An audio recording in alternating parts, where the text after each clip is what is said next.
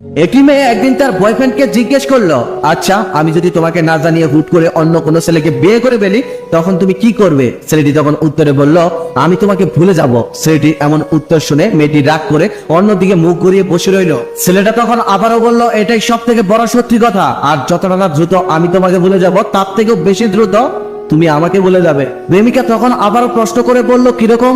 ছেলেটি তখন বলতে শুরু করলো, মনে করো বিয়ের প্রথম 2-3 দিন তুমি এক ধরনের ঘোরের মধ্যে থাকবে, শরীরের দামি গহনার ভার, মুখে মেকআপের প্রলেপ, চারদিকে শুধু ক্যামেরার ফ্ল্যাশ, চারদিকে তখন তোমার অসংখ্য মানুষের ভিড়, তুমি চাইলেও আর আমার কথা মনে রাখতে পারবে না। সেদিকে আমি তোমার বিয়ের খবর শুনতে পেয়ে বন্ধুদের সাথে উল্টা পাল্টা কিছু খেয়ে পরে থাকবো কোনো এক জায়গায়, আর একটু পরপর তোমাকে হৃদয়হীনা বলে গাড়ি দিব, আবার পরক্ষণে মনে পড়বে পুরনো স্মৃতিগুলি, তখন আমি আবার বন্ধুদের জড়িয়ে ধরে কান্না করব। বিয়ের পর দিন থেকে আরো 2-3 দিন তোমার আরো ব্যস্ত সময় কাটবে, এক হাতে মিষ্টি আর আরেক হাতে স্বামীর হাত ধরে তুমি বিভিন্ন আত্মীয় স্বজনের বাসায় ঘুরে বেড়াবে, সেখানে নতুন নতুন আত্মীয়দের সাথে সাক্ষাৎ হবে তোমার। এই ব্যস্ততার মধ্যে তুমি তখন আর আমায় মনে রাখতে পারবে না, তখন আমার কথা তোমার হয়তো মাঝে মাঝে একটু একটু মনে পড়বে, এই ধরো স্বামীর হাত ধরার সময়, না হলে স্বামীর সাথে রিক্সায় চড়ে ঘুরে বেড়ানোর সময়, আর আমি তখন ছন্ন ছড়া হয়ে ঘুরে বেড়াবো আর বন্ধুদের বলবো, বুঝলি দোস্ত, প্রেম ভালোবাসা কিছুই না, পরের 1 মাসে তোমার স্বামীর সাথে মোটামুটি ভালো একটি সম্পর্ক হয়ে যাবে,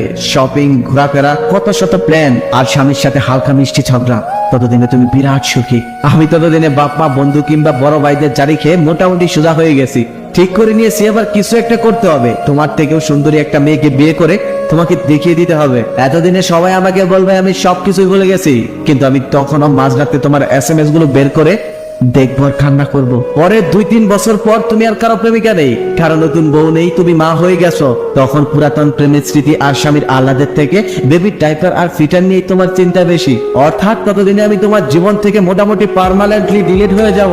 এদিকে আমিও একটা ভালো কাজ পেয়েছি, বিয়ের কথা চলছে, মেয়েও পছন্দ হচ্ছে, আমি এখন ভীষণ ব্যস্ত। এবার সত্যি আমি তোমাকে বলে গেছি, শুধু রাস্তাঘাটে কোনো কাপল দেখলে তোমার কথা মনে পড়ে, তবে দীর্ঘশ্বাস আসে না। এত দূর পর্যন্ত বলার পর ছেলেটি খেয়াল করে দেখলো মেয়েটির চোখের জল ছলছল করছে, আর অশ্রু সিক্ত চোখে ছেলেটির দিকে অবাক দৃষ্টিতে তাকিয়ে আছে, মুখে কোনো কথা নেই, ছেলেটিও চুপচাপ। তার একটু পরে মেয়েটি কান্না ভেজা কণ্ঠে ছেলেটিকে বলল, আচ্ছা সত্যি যদি এমনটা হয় তাহলে কি সেখানে আমাদের সবকিছু শেষ হয়ে যাবে? ছেলেটি তখন উত্তরে বলল, না, সবকিছুই শেষ হয়ে যাবে না, একটা জিনিস থেকে যাবে, সেটা হলো মায়া। কোনো এক মন খারাপের রাতে তোমার স্বামী তখন নাক ডেকে ঘুমাবে, আমার বউ ব্যস্ত থাকবে তার ঘুম নিয়ে ঘুম রাজ্যে, শুধু তোমার আর আমার চোখে ঘুম থাকবে না, অতীত সেদিন আমাদের দুজনকেই নিঃশব্দে কাঁদাবে, সৃষ্টিকর্তা ব্যতীত সেই কান্নার কথা আর কেউ জানতে পারবে না। মনে রেখে সময় হারিয়ে যায়, মানুষ হারিয়ে যায়, ভালোবাসা নষ্ট হয়ে যায়, তবে মায়া কখনো হারায় না, মায়া থেকে